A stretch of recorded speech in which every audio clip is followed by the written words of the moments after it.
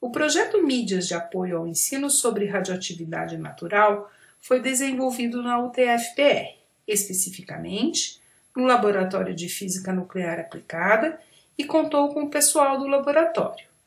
A gente decidiu desenvolver esse projeto para mostrar, num formato mais livre do que a gente está acostumado dentro da pesquisa, o que o grupo de radiações ionizantes está pesquisando sobre radônio. O Laboratório de Física Nuclear Aplicada fica no campus Curitiba da UTF-PR e existe há cerca de 15 anos. Mas a parte de pesquisa de radônio começou em 2003. A gente começou sem ter muita ideia de onde a gente ia chegar. Então, mais de 12 anos depois, temos um laboratório bem montado e equipado. E nós contamos com a ajuda de muitos pesquisadores que são de outras instituições, principalmente com o pessoal da QENEM. Dentro das 3 linhas de pesquisa que desenvolvemos no laboratório, escolhemos falar sobre as pesquisas sobre radônio. O radônio 222 é um gás radioativo presente na natureza e faz parte da série radioativa do urânio 238. A série radioativa do urânio 238 é composta por vários elementos e o radônio é o único elemento gasoso da série, por isso sua facilidade de transporte para a atmosfera. Ao ser inalado, pode vir a induzir câncer de pulmão. Como já mencionado, por ser um gás, o radônio produzido no interior das rochas e solos pode facilmente escapar para o ar ou para a água. Considerando-se que a meia-vida do radônio 222 é de quase 4 dias, há tempo suficiente para que ele chegue à atmosfera. A meia-vida é o tempo no qual a atividade de um elemento fica reduzida à sua metade. O radônio é um dos principais contribuintes para a exposição humana às radiações naturais. Estudos científicos feitos com mineiros desde o final do século XIX mostraram os resultados nocivos da inalação de radônio pelos trabalhadores das minas. No entanto, apesar dos estudos com mineiros terem acontecido há muito tempo, somente a partir do ano de 1970 é que os cientistas perceberam que a exposição em ambientes fechados, ou seja, em residências, poderia ser alta, do mesmo modo que a exposição em minas. A partir de então, as pesquisas têm visado entender o processo de exposição ao radônio, mas ainda há muitas questões em aberto sobre as exposições, as doses e os efeitos do radônio no organismo humano. Uma das coisas que já se sabe é a relação entre o radônio em ambientes e o desenvolvimento de câncer de pulmão. O gás radônio é amplamente divulgado pelos órgãos internacionais como sendo a segunda causa deste câncer de pulmão, perdendo apenas para o cigarro. Mesmo assim, há poucas instituições que medem e lidam com este gás. O radônio é cerca de 7 vezes mais pesado que o ar. Isso faz com que ele se acumule em regiões próximas ao solo, em alturas aproximadas às do ar respirado por seres humanos. E além disso, ao ser inalado, tem maior probabilidade de ficar dentro dos pulmões por ser mais pesado que o ar. Após ser inalado, o gás radônio chega aos pulmões do indivíduo, onde pode decair, emitindo uma partícula alfa e tornando-se o polônio 218, que também decai emitindo partícula alfa. Todos os outros elementos filhos do radônio são radionuclídeos, emissores de radioatividade. As partículas alfa são altamente prejudiciais à saúde quando são liberadas dentro do organismo, pois têm altas chances de provocar mudanças no DNA. Como essas mudanças no DNA podem levar ao câncer de pulmão? O gás radônio, em grandes concentrações, é considerado prejudicial à saúde. Como ele é responsável por mais da metade da radiação recebida por seres humanos, sua detecção é de interesse público. O radônio é detectado e sua concentração é medida por materiais e equipamentos específicos. Veja que as proporções de radônio em termos de dose variam. Os relatórios da ANSCIA mostram variações nas proporções. Em países onde há mais dose por conta de um maior uso de produtos radioativos, medicamentos, por exemplo, a proporção de radônio é menor. Mas em termos de contribuição real, a dose não varia muito na média. Ali nos gráficos, o da esquerda representa melhor o Brasil hoje, embora a gente não tenha o país mapeado. Radiação ionizante é aquela que possui energia suficiente para produzir íons de forma contundente. Esta ionização pode danificar células e afetar o material genético, ou seja, o DNA.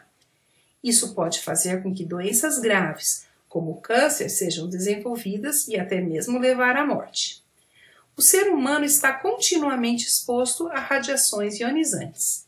A origem desta radiação se dá em duas formas, artificial e natural. Dentre as fontes artificiais, há, por exemplo, os raios-x, os materiais radioativos provenientes dos processos da indústria nuclear, seja para uso na medicina, na indústria ou simplesmente resíduo dos reatores. Mas o que é mais interessante é que a maior parte da dose recebida por uma pessoa vem das radiações ionizantes advindas de fontes naturais. Uma parte desta radiação vem do espaço cósmico, mas a maior contribuição é da crosta terrestre, em geral subdivididas em terrestre mais radônio. Lembre-se que o gás radônio faz parte das 3 séries radioativas naturais, urânio-238, tório-232 e urânio-235. Mas, em geral, nos preocupamos mais com o radônio da série do urânio-238, pelo fato do radônio desta série ter meia-vida maior, cerca de 4 dias. Os radionuclídeos naturais das séries radioativas podem ser encontrados na natureza em geral. Há concentrações importantes desses radionuclídeos no solo, na água subterrânea, nos materiais de construção, no ar, em alimentos e no corpo humano. Os níveis naturais de radiação em uma determinada área são denominados radiação de fundo ou background. Uma das fontes naturais de dose, como já mencionamos, é o gás radônio, que é responsável por 55% da dose nos seres humanos. A radiação cósmica, vinda de fora do planeta, por exemplo, é responsável por 8% desta dose. Para se ter uma noção, exames de raio-x são responsáveis por 11%, e um pouco menos de 5% se deve à radiação presente em produtos de consumo. Assim, observa-se que a radiação natural é a maior responsável por afetar os seres humanos em nosso planeta, algo digno de nota. A entrada do gás radônio em ambientes fechados, como residências, por exemplo, se dá principalmente pela infiltração do gás existente no solo. O gás entra no ambiente pelos andares mais baixos da construção, por meio de rachaduras, buracos, encanamentos e fossas. A concentração de radônio no ar em ambientes fechados, chamada indoor, varia de acordo com diversos fatores. Por exemplo, a quantidade de material radioativo presente na água, no solo e nos materiais de construção desses ambientes e nas proximidades. Também são fatores influentes a temperatura, a pressão, a umidade, inclusive a presença de elementos decorativos como o granito. Além disso, ambientes fechados e pouco ventilados têm mais chance de ter maior concentração de radônio. Mesmo assim, o radônio em ambientes indoor é considerado de origem natural, e como a natureza não tem como ser regulada, as normas são voltadas a valores limite, que são possíveis de serem atingidos em determinadas regiões, levando em consideração o background do local.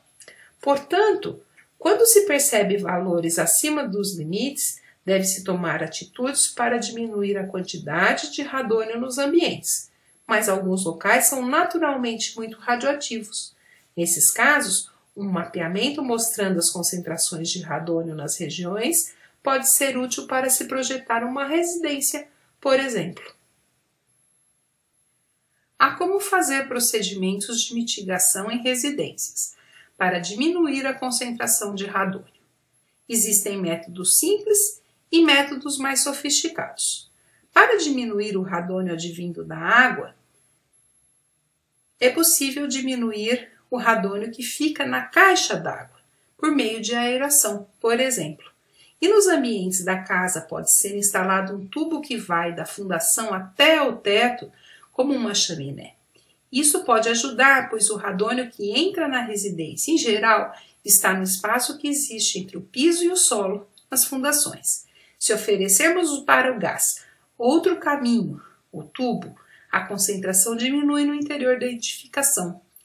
No Laboratório de Física Nuclear da UTF-PR, a gente faz medidas de radônio e, quando encontramos valores altos, fazemos propostas de mitigação. Essas medidas e os métodos de controle do nível de radônio são algumas das coisas com que o Laboratório de Física Nuclear Aplicada da UTF-PR lida diariamente em suas atividades. Nossos alunos trabalham todos os dias com medidas de radônio no solo, na água, em ambientes e em materiais de construção. O AlphaGuard é um equipamento que faz medidas instantâneas de radônio. É utilizado para medir a concentração desse gás em águas, solos, ambientes, materiais de construção. As medidas de solo são feitas com auxílio de uma haste de perfuração e uma sonda de captação do gás radônio. Para medidas de água, o AlphaGuard dispõe de um kit especial que propicia a medida da concentração em amostras. Aqui temos outros exemplos de medidas de radônio. Ali no cantinho direito, dá para ver um detetor do tipo CR39. Ele deve ser instalado dentro de uma câmara de difusão e fica exposto por aproximadamente 3 meses nas residências. O CR39 é feito de um material plástico e é capaz de registrar as partículas alfas emitidas pelo gás radônio. Estes detetores são considerados apropriados para a realização de medidas de longo prazo, pois possibilitam a determinação da concentração média de radônio, uma vez que há variações contínuas causadas por diversos fatores durante o dia, como o fluxo de radônio nos ambientes, a temperatura, a pressão, que influenciam na quantidade de radônio em determinados momentos.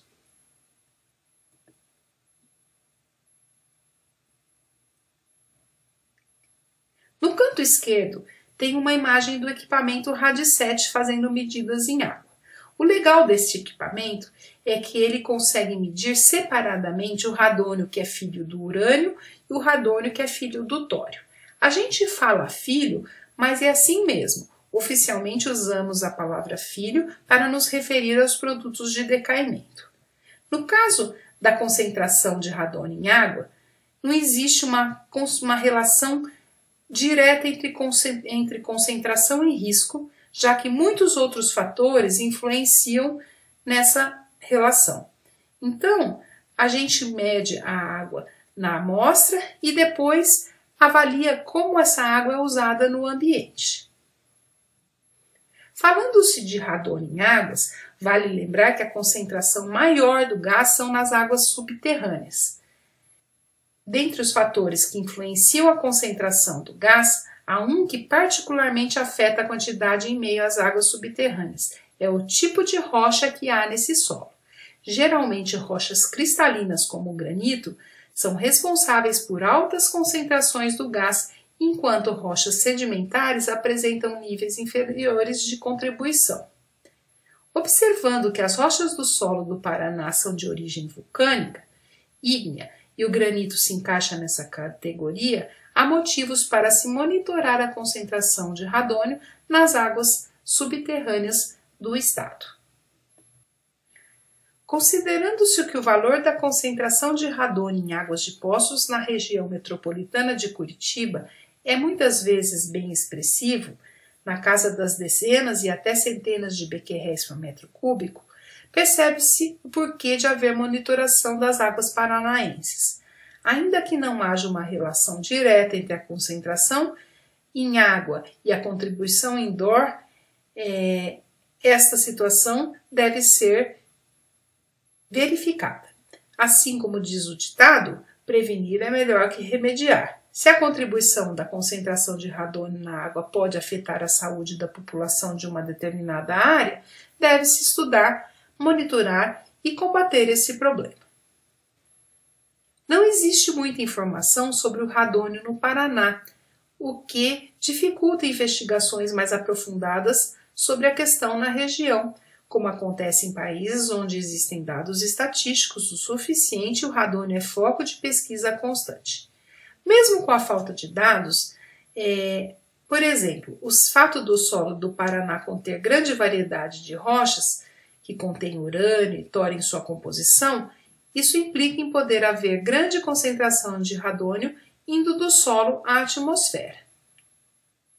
Além disso, o clima mais frio da região sul faz com que as pessoas mantenham as janelas fechadas durante a noite grande parte do dia, interrompendo o fluxo de ar e acabando por aumentar a concentração de radônio em ambientes fechados. Em outras regiões do Brasil, a ausência de dados é ainda maior, o que impede que sejam definidos padrões de concentração limite para a saúde da população. Essa falta de informações afeta mais do que aparenta, por isso, instituições e grupos de pesquisa que estudam as radiações ionizantes, como o Laboratório de Física Nuclear Aplicada da UTF-PR, são importantes. Sabe desde quando se estuda o problema do radônio? Desde o século XIX. Sabe por que a gente aqui no Brasil ainda não tem legislação prontinha, apesar de termos normas regulamentadoras?